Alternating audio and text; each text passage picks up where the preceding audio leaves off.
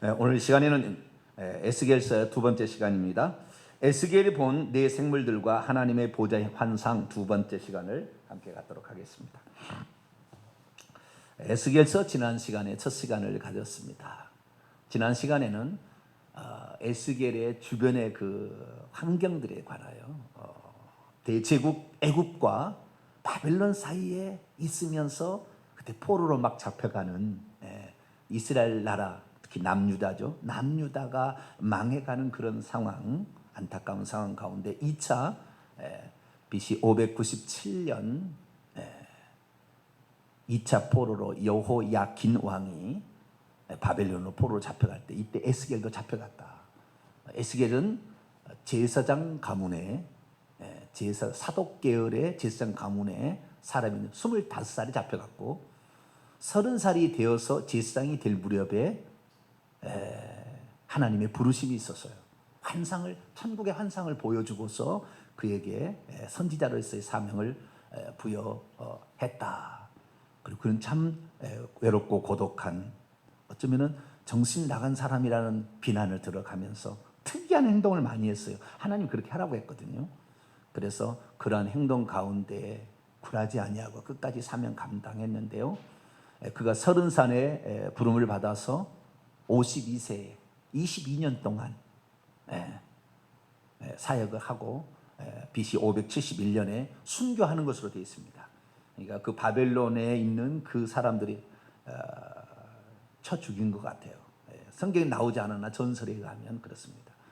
그래서 그 나중에 순교로 그 인생을 마감했던 한 인물입니다.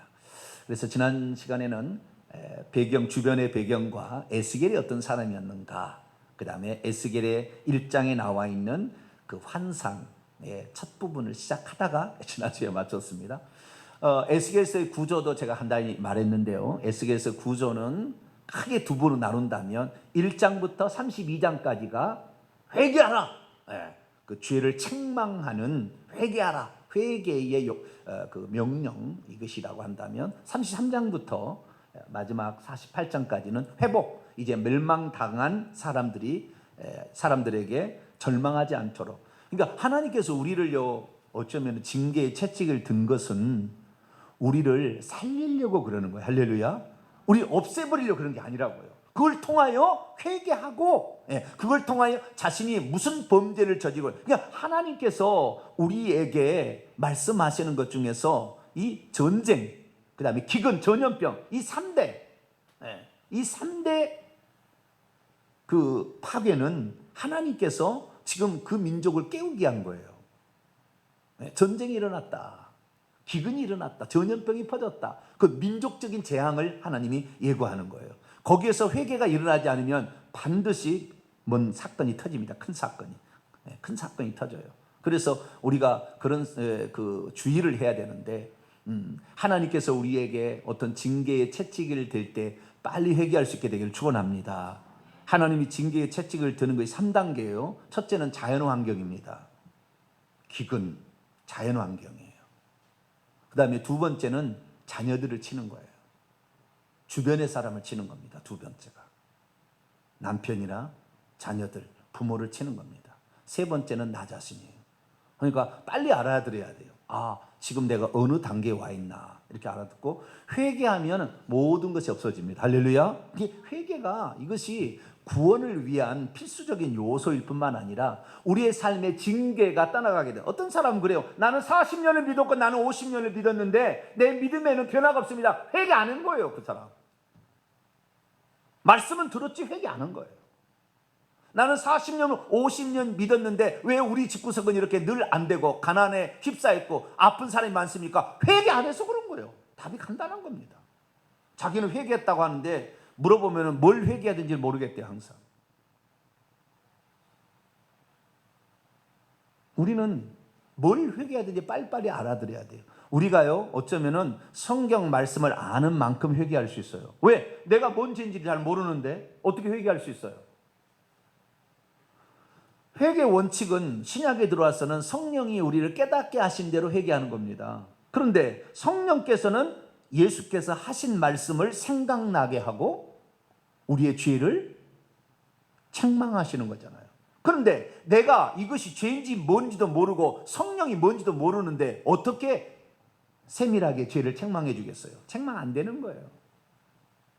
그러니까 이 사람은 10년, 20년, 30년 신앙생활에도 변함없이 그 발작으로 살아가는 거예요. 내게 영적 진보가 일어나지 않았다. 그럼 나는 지금 생명의 은혜가 없는 거지요.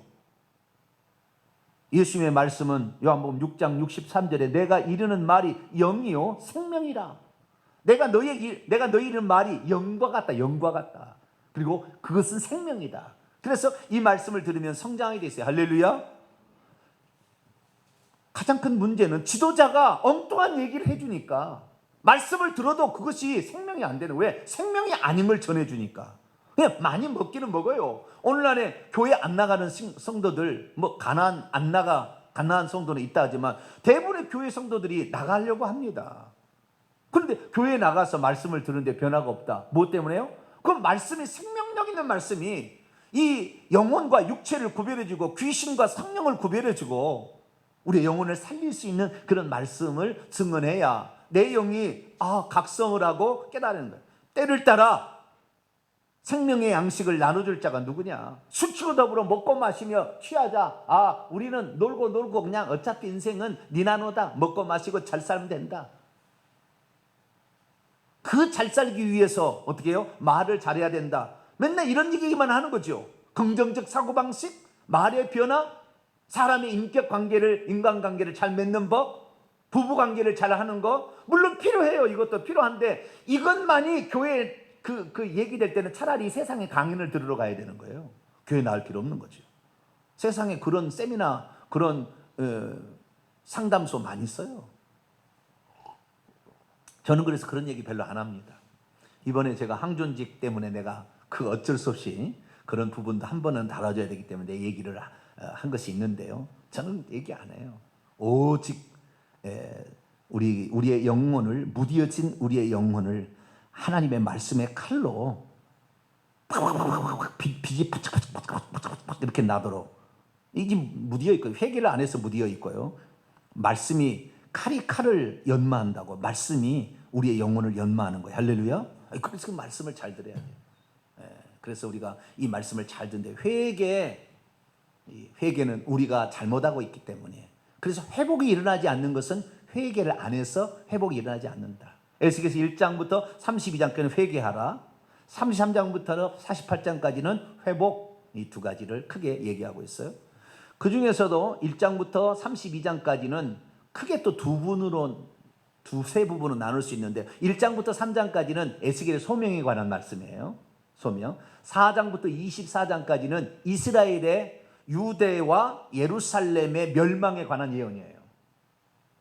25장부터 32장까지는 주변 7개 나라, 주변의 7개 나라, 암몬, 모압 이렇게 해서 두로, 시돈 이렇게 7개 나라의 그 멸망을 또 예고하고 있어요. 32장부터 회복을 얘기하는데 32장부터 39장까지는 이스라엘 나라적인 회복, 이스라엘 다시 나라를 회복한다. 그래서 나중에 바벨론 포로의 귀환이 일어나서 나라가 회복이 되거든요. 회복에 관한 얘기라 한다면 40장부터 48장까지는 새 성전, 저 새 하늘과 새 땅에 있게 될 그 새 성전에 관한 환상이에요. 그래서 하나님께서는 그 성전을 회복시킨다는 것을 통하여서 우리가 장차 들어갈 천국이 어떤 것인지를 설명해 주고 있어요. 그래서 이 에스겔서의 구조는 상당히 이사야서하고 밀접하게 비슷한 구조를 갖추고 있다는 것을 우리가 알 수가 있겠죠. 그래서 우리가 에스겔서를 이제 지난주에 이런 공부를 했습니다. 오늘 이제 그 다음입니다. 오늘 해야 될 것은 첫째, 에스겔서에 나오는 중요한 성경 구절이 어떤 것이 있는가? 그래서 우리가 장차 에스겔서를 공부하게 되는 이런 것을 공부하겠다라는 부분을 요한계시록에 나와 있는 그 환상과 견주어서 제가 설명을 해드릴 거예요. 그 다음에 두 번째, 에스겔 1장에 나와 있는 네 생물과 보좌와 보좌 위에 궁창과 궁창 위에 있는 하나님의 보좌, 그 하나님의 형상에 관한 환상 문제를 짚어드리므로 우리가 장차 들어갈 천국의 모양이 어떻고 거기에서 순종하고 받들고 있는 천사들의 모습이 우리가 천국에 들어가도 종과 같은 천사도 종, 우리도 종입니다. 종의 신분이 있어요. 그래서 우리가 거기에 가서 어떤 사람이 될 것인가, 다시 말해서 이 땅에서 예수님처럼 종의 형체를 가져서 섬기는 자가 천국에서 큰 자라기 때문에 이 천사가 하나님을 섬기는 장면을 잘 보게 되면 천국에서 어떤 자가 큰 자가 되는 것인가, 그 천사들의 모습을 통하여 나의 삶을 비교해 보면, 아, 내가 지금 이방민이 부족하구나. 내가 지금 세상과 똑같이 세상의 대인들이나 권세 부리는 자처럼 행하고 있다면 천국에는 작은 자가 될 것이고, 이 땅에서 섬기는 자로서 이 천사처럼 어떻게 살아가느냐에 따라서 천국에서 큰 자가 될 수가 있는데요, 우리는 이 땅에서 큰 자가 되는 것은 몇십 년? 대통령 돼봤다 5년. 요즘에 은퇴 50세에서 55세면 다 은퇴합니다. 웬만한 직장은 다. 얼마 못 가요. 그런데 우리가 장차 들어갈 천국은 영원히, 뭐라고요? 영원히는 감이 안 오잖아요. 불교에서 들어봐야 돼. 영혼을 들어보면 참 대단해요. 불교에 보면은요, 수미산이 뭐 나오잖아요. 수미산을 어떻게 하느냐? 새가요, 이렇게 뭐 입으로 물건을 딱 쪼아가지고 그 산에다가 불어놓고 가고, 쪼아서 또 이렇게 불어놓고 가고, 이렇게 해서 산을 만드는데 그 산이 수억 년이 지나야 1컵이래, 1컵. 그런데 그런 어떤 태산과 같은 그 어마어마한 얼마나 큰지를 모르겠는데요, 그 산을 그렇게 쌓도록 그 시간에 많은 세월을 그들은 영혼이라고 얘기를 하는데, 우리는 겁의 겁을 결국에 천국에서 경험하게 되니까 우리가 이 땅에서 장만을 잘해서 가야 돼요. 할렐루야. 시집가기 전에, 그리스도께 시집가기 전에 잘 장만해서 가야 돼요. 시집갈 때에 빈털터리로 가면은 되겠어요, 그죠? 그러면 안 되잖아요. 우리가 정말 잘 준비해야 돼요. 그래서 이 말씀을 통해서 우리가 그것을 깨닫게 되는데, 그 천국을 사모하는 저와 여러분 되시길 바랍니다. 자, 그럼 에스겔서의 내용 가운데 우리가 에스겔서를 왜 공부해야 되는 이유가 하나는, 마지막 때에 되어질 그 사실을 기록하고 있는 요한계시록이 있어요. 요한계시록을 해석하려면 반드시 에스겔서를 공부해야 좋아요. 에스겔서를 공부하지 아니하고 요한계시록을 해설을 하려고 하면은 해설이 안 되고 어려운 게 한두 가지가 아닙니다. 그래서 그 마지막 요한계시록의 결론의 책이잖아요. 우리는 뭐든지 버킹검이어야 돼. 결론은 뭐요? 버킹검이 뭔지를 모른다. 옛날에 그랬어요. 결론은 버킹검이라. 그래서 결론은 요한계시록이라. 할렐루야. 결론은 마지막에 그 모습이 어떤 것인지 알아야 목표를 세우고 가죠. 우리가 장차 어떤 사람이 천국에서 될 것인지를 알아야 준비하고 갈 거 아닙니까? 거기에서 어떤 존재, 천국이 있는지도 모르는데 과연 말씀을 사모하겠으며 이 사람이 자기를 절제하겠으며 육체를 복종시키겠으며 하나님께 예물을 드리겠어요? 절대 안 돼요. 그러니까 마지막에 그 모습을 우리가 알아야 되는 거죠. 그 요한계시록이에요. 요한계시록은 예수님이 보좌 위에 앉아 계세요. 할렐루야. 보좌 오른편에 있다고 알고 있다고 말이에요. 물론 보좌 오른편에 앉았다는 말은 상징적인 표현이에요. 거기에서 예수님께서 이제 모든 사역을 끝내시고 왕으로 등극하셨다. 오른팔은 힘과 권세를 상징해서 이제 왕으로서 등극했다. 만왕의 만주의 주가 되셨다. 그런 말일 뿐만 아니라 거기에서 아직도 우리가 재림하시기 전까지 해야 될 예수님 두 가지 사역이 더 있어요. 하나는 대제사장의 사역, 우리의 죄를 속죄해 주는 거죠. 그 다음에 중보자의 사역, 기도해 주시는 사역을 하신다고 했다고 말이에요. 그 틀린 말 아니에요. 맞는 말인데 그것은 하나님께서 하시는 일부의 일이지 그것이 전부가 아니에요. 지금 그분은 보좌에 앉아 계신다 그 말이에요. 할렐루야. 보좌에 앉아 계시면서도 우리를 위하여 친히 내려오셔서 대제사장도 되어주시고 중보자도 되어주시는 거예요. 할렐루야. 그분은 1인 다역, CPU가 수수만개예요. 그래서 동시다발을 다 할 수가 있는 거예요. 그것을 알아들어야 되는데 많은 사람들이 착각해가지고 예수님 보좌 우편에 앉아 계신다니까 어디 앉아 계시냐 제가 물어보면은 땅바닥에 앉아 계시나요? 아니 땅바닥에는 아니겠죠. 보좌에 앉아 계시고 그럼 보좌가 둘이나요? 보좌가 둘 같지는 않은데요. 이렇게 나가는 거예요. 이제 보좌는 한 개밖에 없어요. 할렐루야. 하나님의 보좌는 두 개, 세 개가 아닙니다. 천주교에서는 세 개를 그려놨어요. 보좌를. 거기에 사람 셋을 앉혀놨어요. 어떤 분이 저한테 늘 평신도가 저한테 전화합니다. 하나님이 누군지를 잘 모르니까 저한테 늘 전화해가지고요, 저한테 막 그러는 거예요. 하나님이 한 분이 아니라 하나님은 처음부터 세 분으로 있었으나 한 분이 그 하나님으로서는 같다, 그 주장을 하는 거예요. 그래서 제가 물어봤어요. 선생님, 지금 천국에 가면은 하나님 보좌가 셋입니까? 하나님이 셋으로 있습니까? 하나로 있습니까? 그런 거 묻지 마세요. 그런 거 묻지 마세요. 답을 못 하는 거예요. 순전히 이론과 자기 생각으로 갇혀 있으면 하나님을 이해 못 하는 거예요. 우리는 성경에 있는 가르침대로 알려고 겸손한 사람이 돼요. 할렐루야. 심령이 가난한 자는 복이 있나니 천국이 그대로. 우리의 영이 가난해야 하나님 말씀을 그대로 받아들이는 거예요. 기존에 있는 것을 받아들여보면 이걸 꺼내고 다시 쌓아야 되니까 힘들어요. 그래서 사실 목사들이 제일 천국 가기 어려워. 왜? 이미 목사들은 조직신학적으로 잘못되어 버렸거든.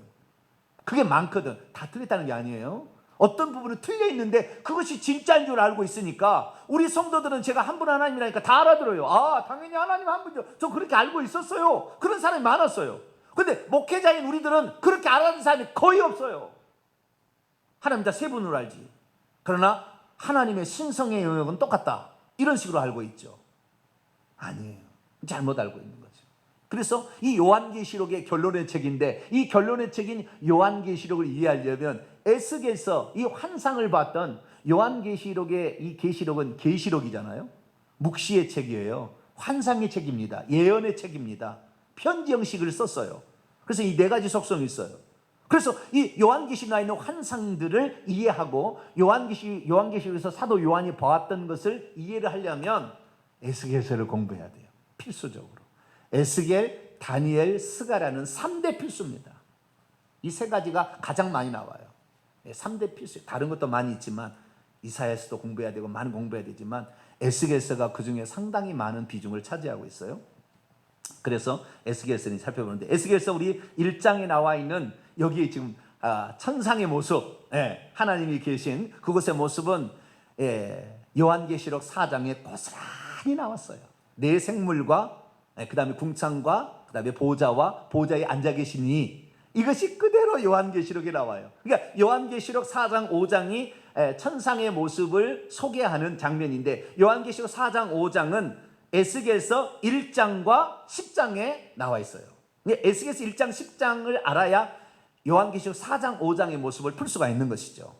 그것은 하도 제가 많이 해서 생략을 하도록 하겠습니다. 그리고 자, 2장에 넘어가면은요, 2장에 9절 10절을 보겠습니다. 내가 보니 한 손이 나를 향하여 펴지고 보라, 그 안에 두루마리 책이 있더라. 내가 그것을 내 앞에 그것을 내 앞에 펴시니 그 안팎에 글이 있는데 그 위에 애가, 슬픈 노래죠, 애곡, 그 다음에 재앙, 이런 말이 가득히 기록되어 있어요. 3장 1절에 넘어와서 그가 내게 이르되 인자야, 너는 발견한 것을 먹으라. 이 두루마리를 먹고 가서 이스라엘 족속에 말하. 그러니까 이 두루마리를 먹는 것은 이걸 먹어서 예언한다, 그 말이에요. 내가 입을 벌리니 그가 그 두루마리를 내게 먹이시되 내게 내 인자야, 내가 내게 주는 이 두루마리를 내 배에 넣으며 내 창자에 채우라 하시기로 내가 먹으니 그것이 내 입에서는 달기가 꿀 같더라. 입에서는 단데 안에서는 썼다고 말이에요. 재앙의 말이 가득 들었어요. 이게 요한계시록 5장과 10장이 그대로 나와요. 요한계시록 5장 10장 잠깐 봐요. 간단간단 짚고 넘어가겠습니다. 요한계시록 5장 두루마리가 나와요. 두루마리가. 자, 1절 2절 있습니다. 시작. 내가 보매 보좌에 앉으신 이의 오른손에 두루마리가 있으니 안팎으로 썩고 일보인으로 봉하였더라. 또 내가 보매 힘있는 천사가 큰 음성으로 외치기를 누가 그 두루마리를 펴며 그 인을 떼기에 합당하냐. 아무도 그러죠. 유다 지파의 사자 다윗의 뿌리가 이겼으니 일찍 죽임을 당한 어린 양이 그걸 펴는 거예요. 자, 10장 넘어갑시다.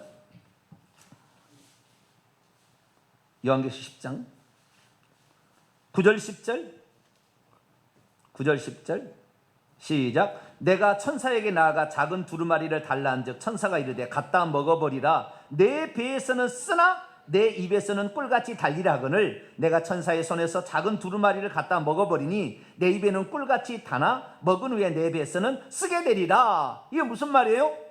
두 번째 예언을 하게 될 거라는 거죠. 첫 번째는 5장에서 그 주신 것으로 7인의 그런 환상을 해석하지만 이 요한계시록의 10장을 통하여서 또 어떤 더 세부적으로 기록된 어떤 환상들, 예를 들어서 그 여인, 해를 옷 입은 여인의 환상, 그 다음에 그 음녀의 환상, 이런 책들이 다시 또 있는 거예요. 그리고 이것을 이 두루마리를 먹는 것은 이것을 다시 예언하게 될 것이라는 이 에스겔서의 말을 따와서 하기 때문에 이것을 먹는 것이 무슨 뜻인지를 모르는 거지. 먹는다는 것은 이것을 먹어서 예언하게 하려고 하나님께서 그걸 집어넣어줬다, 그 말이잖아요. 근데 그런 뜻을 에스겔서를 통해서 확인할 수가 있는 것이죠. 에스겔과 관련되어져서 요한계시록을 만약에 더 본다고 한다면 이제 또 볼까요? 에스겔서 9장을 한번 볼까요? 에스겔서 9장 3절로 4절을 보면 그룹에 머물고 있던 이스라엘 하나님 영광이 성전 문지방에 이르니 여호와께서 그 가는 베옷을 입고 서기관에 먹그릇을 찬 사람, 가는 베옷을 입고 서기관에 먹그릇을 찬 사람이 있는데 4절 읽습니다. 시작. 여호와께서 이르시되 너는 예루살렘 성읍 중에 순행하여 그 가운데 행하는 모든 가증한 일로 말미암아 탄식하며 우는 자의 이마에 표를 그리라. 이 표를 그리는 사람만 나중에 구원하십니다. 이것이 요한계시록 7장에 나와요. 7장에. 요한계시록 7장을 볼까요? 이마에 표를 한다는 게 뭐예요? 하나님께서 이 사람은 구원받을 자라고, 왜? 회개하고, 이스라엘 민족과 우상 숭배하는데 그 우상 숭배 때문에 애통해하는 그 사람들, 회개하고 있는 사람을 사탄밖에 건들지 못하도록 보호하고 그들을 구원하시겠다는 표를 한다는 거예요. 이것을 사탄마귀가 알고 나중에 666 표를 찍는 거예요. 자기의 소유 표를 찍는 거예요. 이것이 요한계시록 또 13장에 나와요. 자, 요한계시록 7장에 보게 되면 3절 4절 읽습니다. 시작. 이르되 우리가 우리 하나님의 종들의 이마에 인치기까지 땅이나 바다나 나무를 해하지 말라 하더라. 내가 인침받은 자의 수를 들으니 이스라엘 자손의 각 지파 중에서 인침을 받은 자들이 14만 4천이니 이들을 건드리지 말라는 거예요. 이들은 구원받을 자라고, 이들은 회개하고 있다 그 말이에요. 예루살렘의 우상 숭배로 가득 차 있는 것을 가슴 아파하고, 왜? 8장에 뭐예요? 14절 보면 담무스, 16절에 뭐 동쪽 태양, 바로 세미라미스와 니무롯의 그 아들 담무스, 이 사탄의 삼위일체, 이 신앙을 가지고 성전에서 이렇게 지금 타락한 제사장들을 향하여 가슴을 치며 애통하며 이 나라 국민이 하나님을 버리고 다른 신을 섬기는 것을 애통하는 자에게 하나님은 구원의 표를 준다고 말해요. 할렐루야. 이것이 요한계시록 7장과 13장에 나오는 거예요. 아, 그렇구나.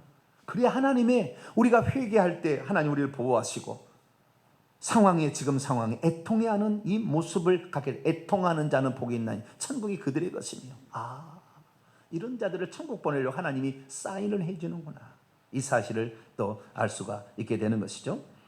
그 다음에 에스겔서 28장은 요한계시록 12장을 풀려면 에스겔서 28장을 더 봐야 돼요. 에스겔서 28장은 두로 왕의 타락에 관한 이야기인데요. 두로 왕의 타락인데 이 에스겔서 28장이 바로 사탄의 타락의 전 과정을 설명해 주고 있어요. 전 과정을 설명해 주고 있습니다.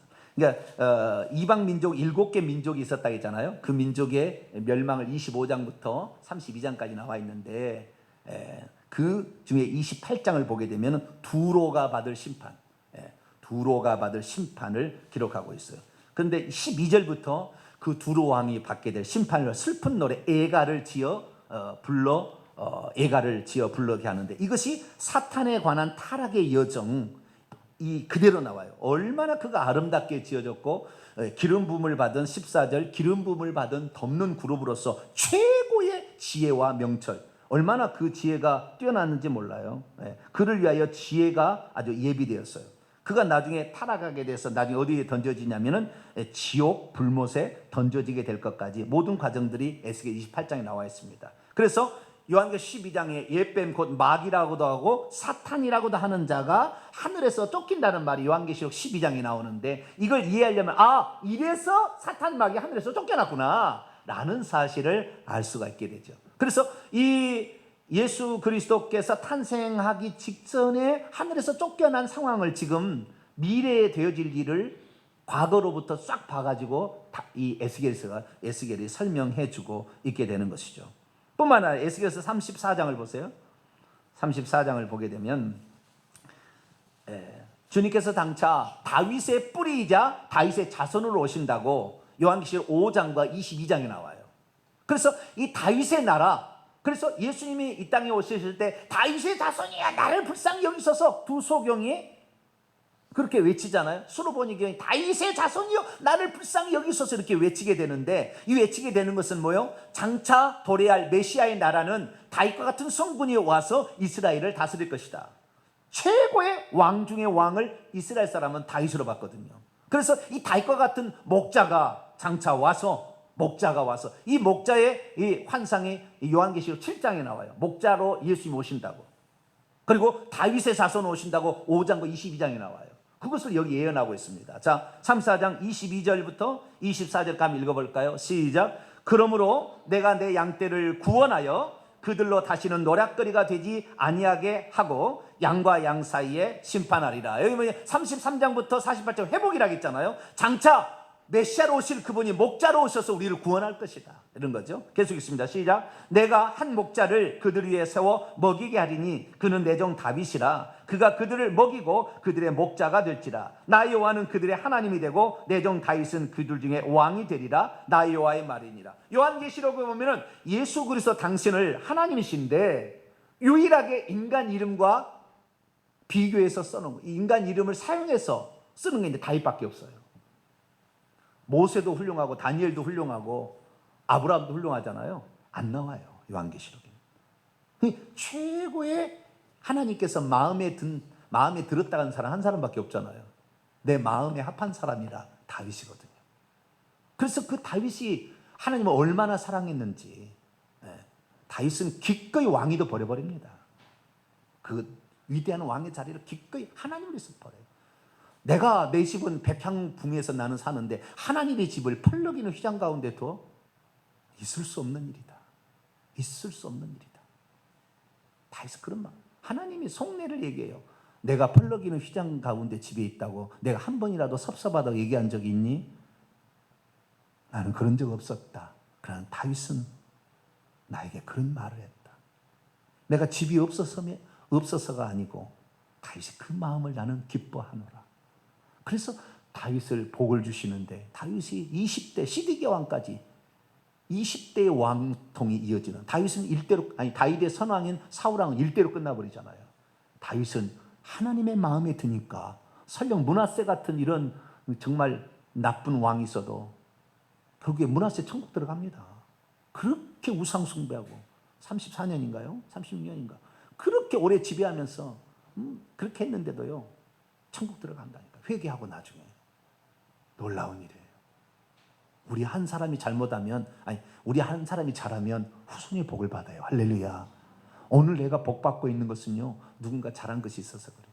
둘 중에 누군가 잘한 거 있든지 누군가 나를 위해서 기도해 준 사람이 있어서 그런 거예요. 절대 그냥 없어요.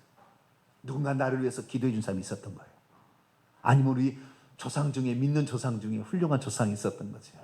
그 은혜를 우리가 받고 우리는 입 씻어버릴까요? 입 씻어버리면 안 돼요. 최소한 기도의 빚은 갚아야 돼요. 기도해줘야 돼요. 중보해줘야 돼요.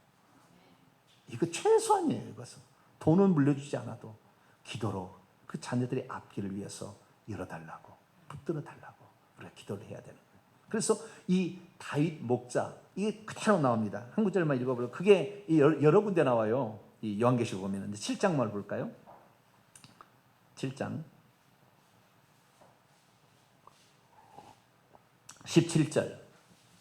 왜 어린 양의 모습을 목자의 모습으로 그렇게 표현을 했을까? 그냥이 아닌 거예요. 에스겔서에 그것이 그대로 나오는 거죠. 자, 7장 17절 읽어볼까요? 7장 17절 시작. 이는 보좌 가운데 계신 어린 양이 그들의 목자가 되사 생명수 샘으로 인도하시고 하나님께서 그들의 눈에서 모든 눈물을 씻어주실 것입니다. 아멘. 에스겔서 37장도 나와요. 에스겔 37장 보세요. 24절 보세요. 28절까지 나와요. 에스겔서 37장 24절에서 28절까지. 왜 다윗을 그렇게 언급하는가? 내 종 다윗이 그들의 왕이 되리니 그들 모두에게 한 목자가 있을 것이라.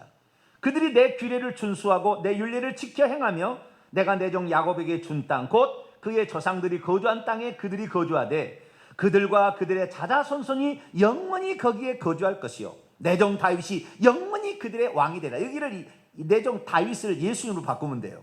내가 그들과 화평의 언약을 세워서 영원한 언약이 되게 하고 또 그들을 견고하고 번성하게 하며 내 성소를 그 가운데 세워서 영원히 이르게 하리니 내 처소가 그들 가운데 있을 것이며 나는 그들의 하나님이 되고 그들은 내 백성이 되리라. 내 성소가 영원토록 그들 가운데 있으리니 내가 이스라엘을 거룩하게 하는 여호와인 줄을 열국이 알리라 하셨다.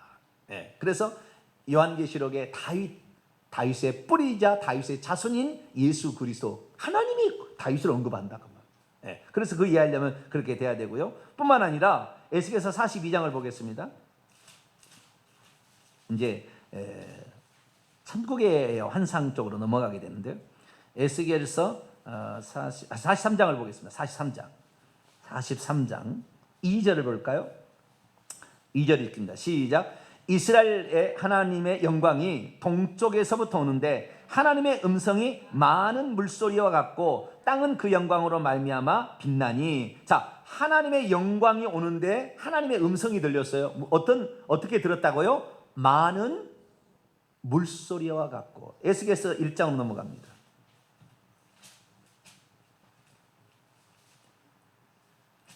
에스겔서 1장. 내 생물들이 날아갈 때 그 날개 소리가 또 많은 물소리 같아요. 자, 1장 24절로 보겠습니다. 1장 24절 읽습니다. 시작. 생물들이 갈 때에 내가 그 날개 소리를 들으니 많은 물소리와도 같고 전능자의 음성과도 같으며 떠드는 소리 곧 군대의 소리와도 같더니 그 생물이 설 때에 그 날개를 내렸더라. 이 날개 소리도 전능자의 음성처럼 쩌렁쩌렁하게 들려. 만약에 여러분이 혹시 하나님 음성을 들은다면은 예를 들어 누구야 그런 소리가 들리잖아요. 근데 그 소리가 많은 물소리가 쩌렁쩌렁하면서 쩌렁쩌렁 이런 소리 들려요. 누구야 그 소리가요 쩌렁쩌렁하게 들리는데 꼭 많은 물소리 같아요. 이렇게 하나님 음성은 그래요. 근데 이 천사들이 날아가는 소리도 그렇다는 것은 뭐예요? 천사들이 하나님의 것으로 지음을 받아서 천사가 하나님의 말씀을 대언한다라는 생각을 하시면 돼요. 그러니까 이 모세 앞에 나타날 때 천사가 나타났지만 나중에 여호와께서 말씀하시잖아요. 모세야 신을 벗으라. 그 천사가 나타났거든요. 그러니까 천사가 하나님의 말씀을 대언한다. 이것이 요한계시록의 1장과 19장에 나와요. 자, 요한계시록 1장을 볼까요?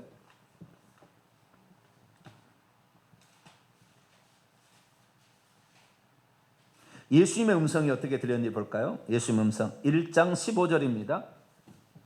1장 15절 읽습니다. 시작. 그의 발은 풀무불에 단련한 빛난 주석 같고 그의 음성은 많은 물소리와 같으며 그 두려워 말라 전에 내가 죽었다. 나는 처음이요 마지막이니 나는 살아있는 자라. 내가 이제 사망과 은비의 열쇠를 가졌다. 그분의 음성이 많은 물소리와 같다. 19장 보세요. 천사의 음성도 그래요. 요한계시록 19장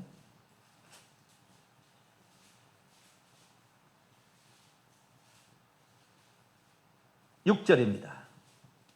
요한계시록 19장 6절 있습니다. 시작. 또 내가 들으니 허다한 무리의 음성과도 같고 많은 물소리와도 같고 큰 우주의 소리와도 같은 소리로 이르되 할렐루야 주 우리 하나님 곧 전능하시니가 통치하시도다. 이게 하늘의 천사의 음성이 또 이렇게 그냥 하나님을 대신하여 말하는 거죠. 하나님 대신하여. 그래서 이런 음성이 나오고요. 뿐만 아니라 에스겔서 47장 마지막입니다.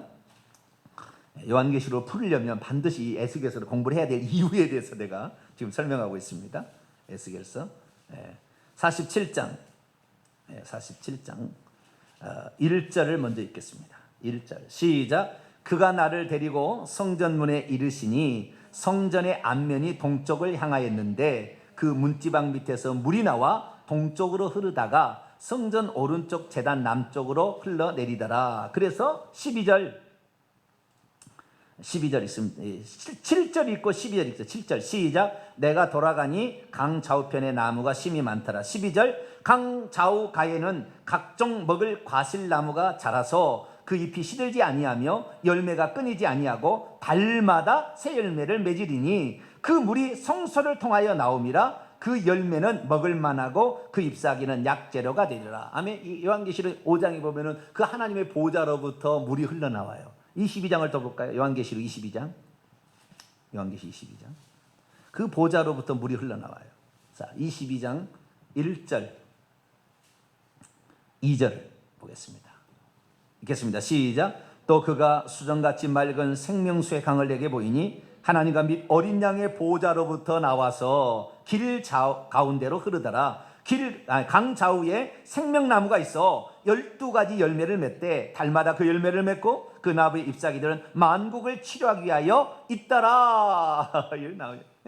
에스겔서 47장을 이해하고 있으면, 그러니까 이 요한계시록을 딱 들을 때에 유대인들은 금방 알아들었다는 거예요. 우리는 뭐가 뭔지 몰라. 우리는 이방인들은 유대인들이 아니니까 잘 몰라요. 근데 유대인들에게 이 얘기를 들으면 그 에스겔서 그게 나온 거 이렇게 금방 알아듣는다 그 말이에요. 그런데 가장 중요한 게 뭐냐면 이스라엘 사람은 항상 하나님을 한 분으로 만났다는 거예요. 그분께만 경배했고 다니엘 그분께만 기도를 드려요. 동쪽으로 향하는 창문을 열어놓고 오직 여호와 한 분. 그런데 요한계시록에는 그 어린 양에게 경배를 절을 하고 그분께 기도를 해요. 그래서 우리는 요한계시록에 예수님이 한 분 하나님이시구나.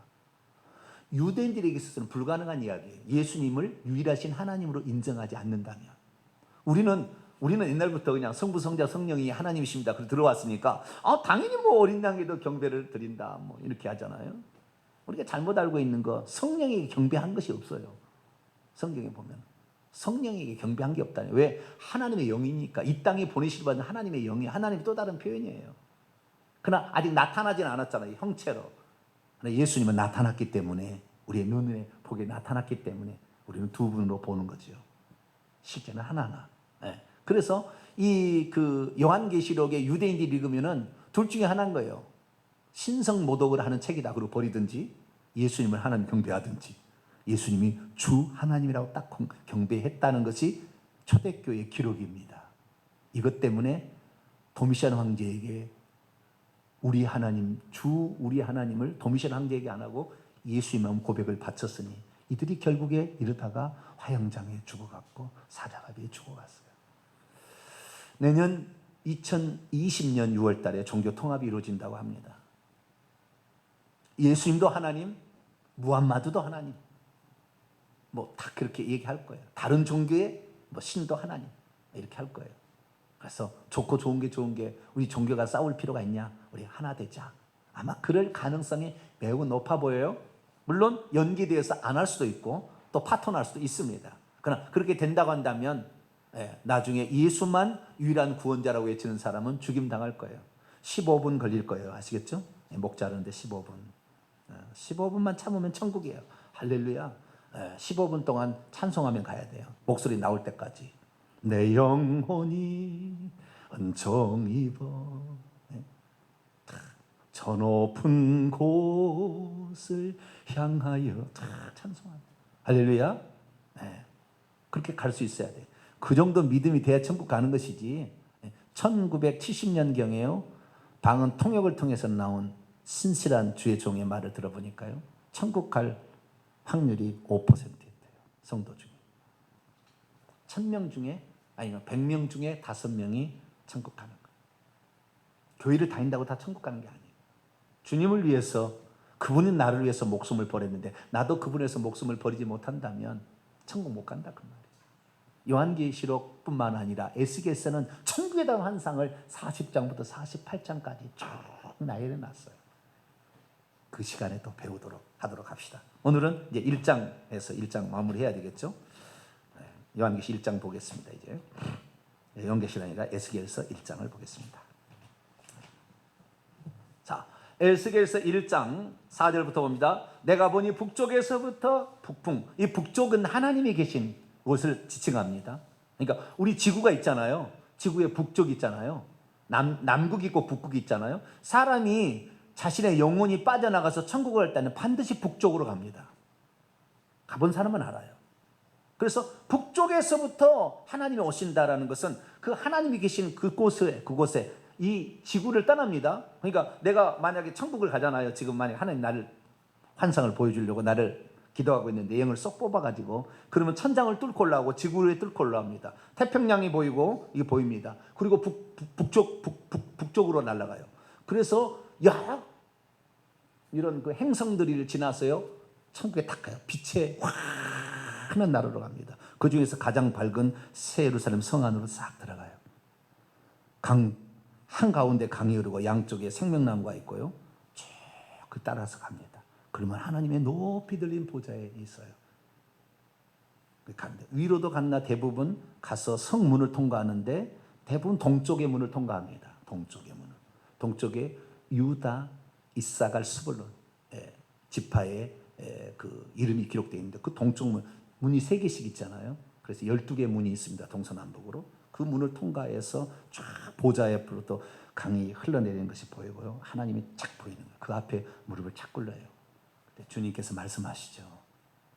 내가 너에게 이런 것을 보여주겠다.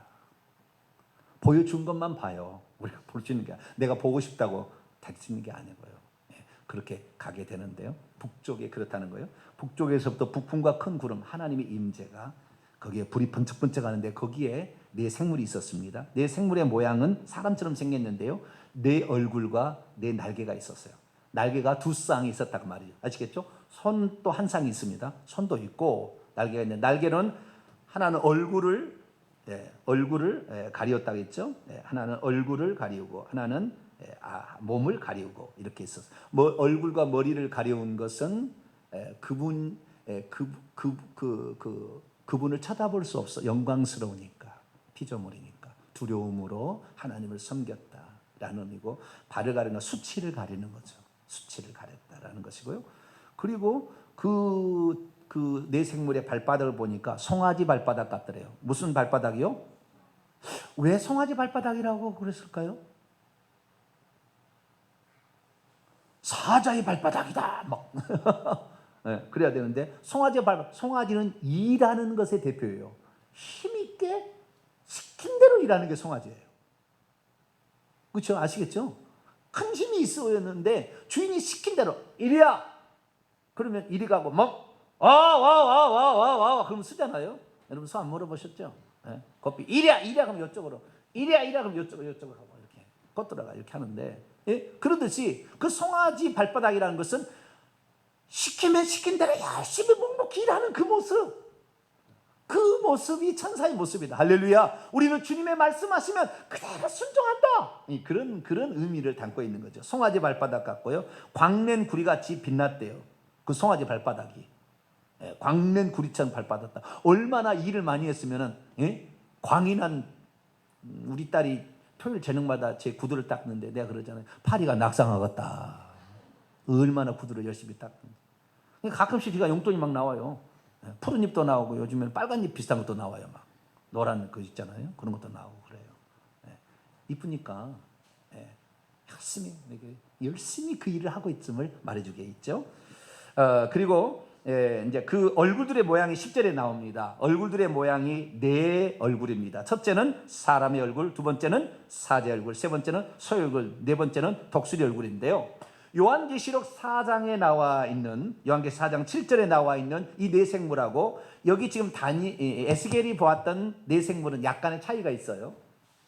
중간에 하나님께서 바꾸셨든지, 바꿨다는 말은 뭘 완전히 개져 있다는 건 아니에요. 거의 동일한데 약간의 바꿨든지, 아니면은 에스겔이 보았던 거나 사도행전이 보았던 것에 덜 보았던 것이 있었든지, 둘 중에 하나예요. 그러니까 하나님 보여준 것만 본다니까요. 우리가 볼 수 있는 게 아니라. 근데 에스겔은 어떻게 봤냐면 요한계시록에 나와 있는 건 최종적 환상이니까 요한계시록이 정확히 맞을 거라고 저는 봅니다. 그러면 그 전에 하나님께서 천사들도 바꿔 나갈 수 있을까 보는데, 얼굴의 모습은 네 종류의 얼굴의 모습은 동일해요. 그런데 에스겔서에 나와 있는 이 네 생물은 사면이, 한 존재가 사면이 이 네 얼굴의 모습이 있다는 거죠. 아시겠죠? 앞은 뭐요? 사람. 그러니까 앞에서 볼 때는 사람이라, 오른쪽에서 보면 사자고요, 왼쪽에서 보면 소고요, 뒤에서 보면 독수리라는 거예요. 그러니까 얼굴은 네 면이 있다라고 표현되어 있는데 요한계시록은 한 짐승마다 한 얼굴을 가지고 있더라. 그러면 요한계시록에 요한이 봤을 때 어떻게 봤어요? 이 짐승이 처음에는 사람의 얼굴 쪽을 바라보는 걸 봤을 때는 사자 얼굴을 봤겠죠. 그 다음에 요한계시록에는 또 두 번째 얼굴을 보니까 소의 얼굴이더라. 아, 그러면 소가 앞쪽에 있는 얼굴을 봤으면 그렇게 볼 수 있잖아요. 그죠? 그러니까 우리가 정확히는 모르지만 이 네 개의 얼굴은 동일해요. 그러니까 어떻게 봤는지, 진짜 내면의 얼굴이 있을 요한 에스겔서가 맞는지, 요한이 맞는지는 우리가 천국에 가서 자세히 한번 뜯어봐서, 천사님 좀 거기 좀 계셔보세요. 내가 약간 오른쪽도 좀 가봐야 될 것 같고요, 왼쪽도 좀 봐야 돼서 에스겔이 제대로 봤는지 요한이 제대로 봤는지 조금 내가 확인을 좀 해볼게요. 그렇게 하세요. 네, 그렇게 하시면 돼요. 그러나 중요한 것은 내면의 얼굴이 있는데 네 개의 얼굴이 달랐다는 거죠. 첫째는 뭐예요? 제가 요한계시록 강의 늘 얘기했잖아요. 네 생물은 이 땅에, 이 우주 가운데 존재하게 될 생명체의 피조물의 원형이다. 첫째는 사람, 만물의 영장입니다. 만물의 영장. 두 번째 사자, 야수, 들 짐승의 최고예요. 들 짐승의 최고, 사자. 그 다음에 소, 가축 중에 최고입니다. 힘있고요. 예. 사자는 왕입니다. 또 야수들의 왕이죠. 소는 힘을 가진 그런 가축의 으뜸이죠. 그 다음에 마지막 독수리는 하늘의 최고, 하늘의 왕. 예, 그렇죠. 새들의 왕이죠. 예. 이렇게 해서 이 네 명의 얼굴이 있는데요. 여기에서 사자나 독수리는 왕적인 존재예요. 하늘과 땅의 왕적 존재고, 소는 종이에요. 그것은 시킨 대로 일하는, 힘은 있으나 시킨 대로 하는 아주 종의 위치에 있어요. 왕과 종이 있는 거예요. 주인과 종의 위치가 있고, 사람은 하나님의 형상을 닮았어요. 하나님의 형상을 닮아, 사자는. 네, 그래서 하나님의 형상을 닮은 우리들이 얼마나 존귀한 존재인지 우리는 늘 기억해야 돼요. 혹시 여기가 조금 못났다고 여기 뜯어 고치신 수도 있겠죠. 뭐 뜯어 고쳐. 우리나라 사람들이 해외여행 가면 자꾸 걸린대요. 그 검색대에서 얼굴이 틀리대. 얼굴이 틀리대. 중국 사람들이 엄청 걸린대요. 우리나라에서 얼마나 강남에서 성형수술 많이 하는지 처음에 들어올 때하고 나갈 때가 틀려서 나갈 때 걸린대요. 얼마나 잘 뜯어 고쳐버려요. 우리나라 수술이 최고랍니다. 형형수술이. 예. 뜯어 고친다고 해서 뭐 얼마나 좋겠습니까만은, 여자의 미는 어쩔 수 없다. 내 여자가 아니어서 저는 그래서 봐줍니다. 이빨 교정하는데 450만 원, 얼굴 조정하는데 450만 원, 한 1,000만 원은 드려야 그래도 면접을 간대요. 네, 그래서 여러분 돈 많이 버셔야 돼요. 딸들을 가지고 있는 사람. 요즘에는 돈 없으면 안 돼요. 그 얘기 하려고 하는 게 아니라 인간의 모습 자체가 귀하다. 할렐루야. 자체가, 우리는 하나님의 형상대로 지음을 받았다. 동물의 형상도 아니고 하나님의 형상대로 지음을 받았다. 근데요, 이 내 얼굴을, 내 얼굴을 그 설명을 하게 될 때 그 학자마다요, 신학자마다 달리게 막 해석을 합니다. 달리게 해석을 하게 되는데, 예를 들어서 이제 그 사람에 대해서 이것을 뜻을 이제 살피는 거예요. 사람은 지혜다, 지혜 왕이다, 이렇게 풉니다. 뭐라고요? 지혜. 그 다음에 사자는 용기의 왕이다. 용기의 왕이다. 소는 충직함의 왕이다. 충직함의 왕이다. 독수리는 민첩함의 왕이다. 그래서 자, 우리가 왜 제가 이 얘기를 지금 설명하고 있냐면, 여기에 피조물의 대표인 네 생물이, 모습이 이 네 가지를 가지고 있는데, 이것은 하나님을 섬기는 자의 네 가지 품성이 필요하다는 것을 말하는 거예요. 우리도 하나님을 섬기는 거예요. 어떻게 섬기느냐? 우리들도 종으로 섬겨요. 천국에 가면 종입니다. 그럴 때 이 네 가지가 이 땅에 있어서 예수님이 종처럼 사셨는데, 이 네 가지가 있을 때 우리가 천국에서도 인정을 받는 사람이 될 거라 그거죠. 그 용기는 담대함이잖아요. 사자는 용기, 담대함인데요. 여호수아가 담대함이 부족했어요. 여호수아가. 담대함. 그래서 마음을 강하게 하고 담대하라. 귀신에게 맞서려면 담대함이 필요해요. 담대함이 필요해요. 귀신이요, 내가요 두려워하고 있는지 아는 일은 눈치를 살짝 봅니다. 귀신은 전지전능하지 않아요. 우리의 반응을 보고 우리의 말을 듣고 판단합니다. 내가 저 사람에게 속일 수 있을까? 내가 저 사람에게 위협을 주고 저 사람이 말하면 들을까? 내가 반응하는 걸 보고 판단하는 거예요. 귀신은 전지전능하지 않아요. 똑같은 피조물이라. 그들도 학습해서 아는 거예요. 그 앞에 담대하셔야 돼요. 할렐루야. 네, 담대하셔야 돼요. 그것이 우리가 종으로서 어떤 갖는 위치 가운데서도 그것을 본다 그 말이 하나님. 자, 요한계시록 22장을 잠깐 열어볼까요? 오늘 요한계시록하고 에스겔 비교하다 시간이 다 가버렸네요. 또 뭐 주님 아직은 안 오실 거니까 또 다음 주에 또 해나가면 또 되니까요. 자, 요한계시 22장을 볼까요? 천사가 하는 얘기를 보세요. 천사가 하는 얘기를 8절 9절을 봅니다. 8절 9절 읽습니다. 시작. 이것들을 보고 들은 자는 나 요한이니 내가 듣고 볼 때 이 일을 내게 보이던 천사의 발 앞에 경배하려고 없대. 누구만 경배할 수 있어요?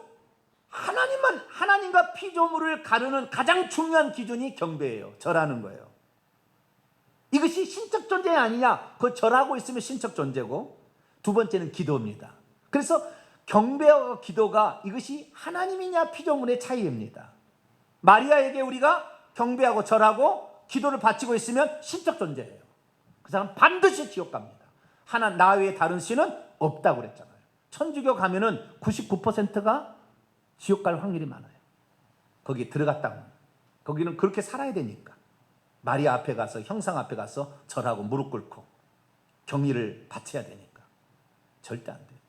천사 앞에 그런 거예요. 왜? 너무나 엄청난 것들을 보여줬잖아요. 하나님 보여준 거지만 천사를 통해 보여줬다고 했거든요. 그러니까 천사가 이런 걸 막 보여주니까 사도 요한이 그 앞에 절을 하려고 막 한 거예요. 그러니까 9절 시작. 그가 내게 말하기를 나는 너와 내 형제 선지자들과 또 이 두루마리의 말을 지키는 자들과 함께 된 종이니 그래야지 말고 하나님만 경배하라. 할렐루야. 하나님만 경배를 받으셔야 됩니다.